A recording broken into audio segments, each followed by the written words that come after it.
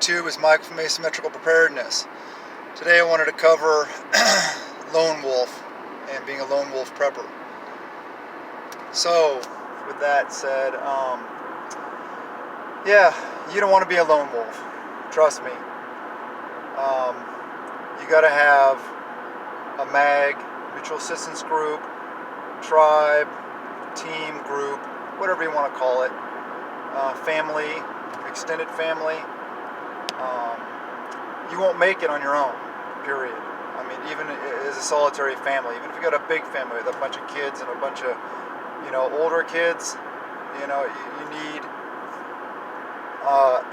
you need a good group of people that you train with that are competent, that have various skill sets, that are prepared as well, not just a burden.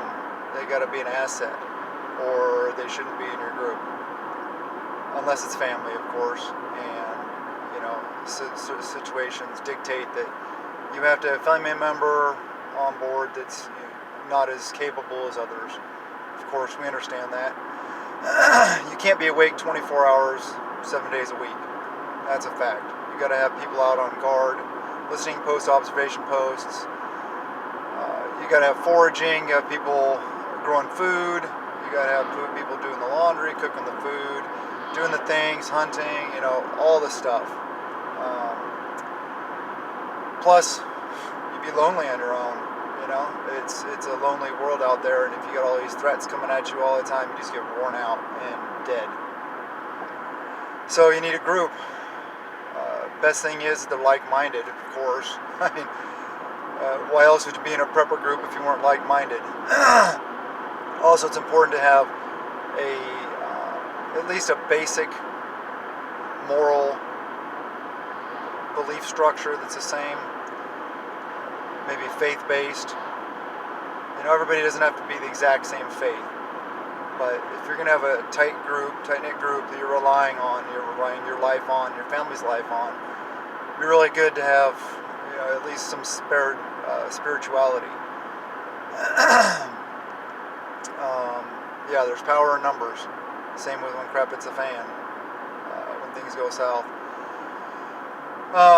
Yeah, more mouths to feed, of course. But with those more mouths to feed, hopefully they're bringing more food with them also.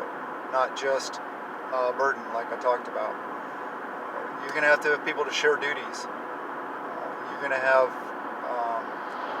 everybody can't be a soldier, everybody can't be a farmer, everybody can't be a doctor or a mechanic. You need a variety of people being shared duties. You may be a mechanic and a combatant. You may be a doctor and a combatant, whatever.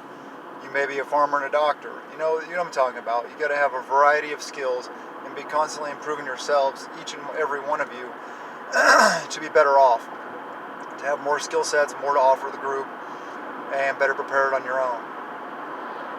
Hopefully your group stresses physical fitness, because when crap goes south, and everything's going to be physical. So you need to be ready for it. That's the number one overlooked prep. I'm going to have a whole separate video on that. Physical fitness is imperative for your preparedness. It's one of the most overlooked preps. So yeah, as a lone wolf, you won't make it. There's just too many threats out there.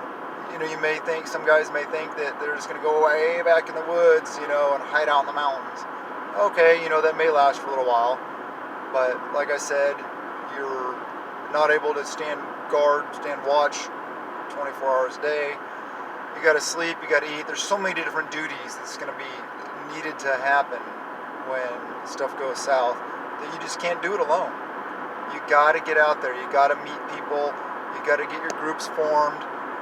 I know a lot of other people have talked about the same thing, but I just want to reiterate and encourage you guys to get out and meet people. Go to local gun ranges, meet like-minded people. Go to prepper expos, gun stores, survival stores, outdoor stores, like Bass Pro, Cabela's, Sportsman's Warehouse, all those different kind of things. And maybe you see somebody hanging out in the section where you think, oh, this guy may be a prepper, maybe strike up a conversation. You know, pretty simple. Or even the quote-unquote, what I call the prepper food aisle in Walmart. You know, where all the food storage type stuff is. Or Costco, you see somebody buying, you know, big bags of beans and rice and stuff like that. Just strike up a conversation with them. Hey, oh yeah, I need to pick up some of those too. That reminded me. You know, and then they may ask, oh yeah, you know, why, or something like that. You know, just make conversation, meet people, get out there and just get out there.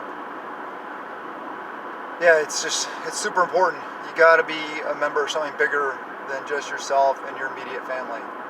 So I just wanted to encourage you, discourage lone wolf operators. You're not going to be, I don't care if you're, you know, DevGru, I don't care if you're Delta, you know, whatever. You're not going to last. You may last for a little while, but you won't make it. You're going to have a crew. So, with that said, I just wanted to empower you guys, lift you up, and encourage you to get out there, meet people, form groups now. We got to do it now. And I just wanted to say blessings to y'all. Have a nice day.